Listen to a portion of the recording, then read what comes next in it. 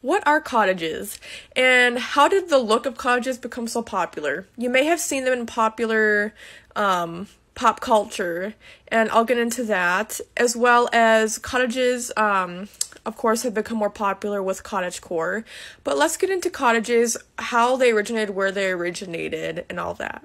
So cottages are thought to have originated in England in the medieval or Middle Ages, and cottages weren't always referred to as cottages, but they were just homes that rural workers like laborers or farmers, it would just be their homes that they would reside in.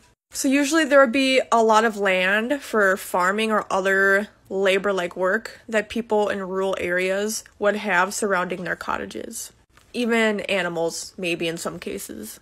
For context, the cottages that first originated or came about from England were during, again, the Middle Ages of around 500 AC, so not BC, but AC, to around 1500 AC. So the homes that first were cottages had thatched roofs, which basically meant that they had like dry vegetation on the roofs, which also helped insulate and just keep dry from any wet weather. And there would be a ground, and they originally were kind of called like huts. They looked like huts, and families would reside in there. It would be like their farmhouse. Am I forgetting something? I was gonna say something, let me think. Oh yeah, I was gonna say that the siding or the structure of the buildings would be, or the homes would be stone or wood. I think stone was more so how I've interpreted cottages to be. Like in the olden times, they would be more so made out of stone. Now let's look at some cottages from before to now. Here's an example of an old cottage. This is in Ireland. And then here is a version of a more modern take on a cottage.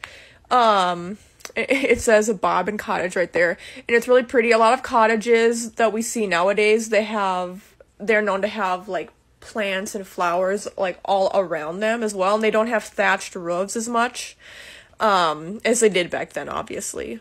We have more updated materials that we can use, or structures. And here's just a beautiful representation of a cottage.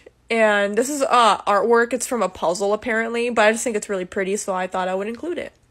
And here's Woodcutter's Cottage, or Aurora's Cottage from Sleeping Beauty.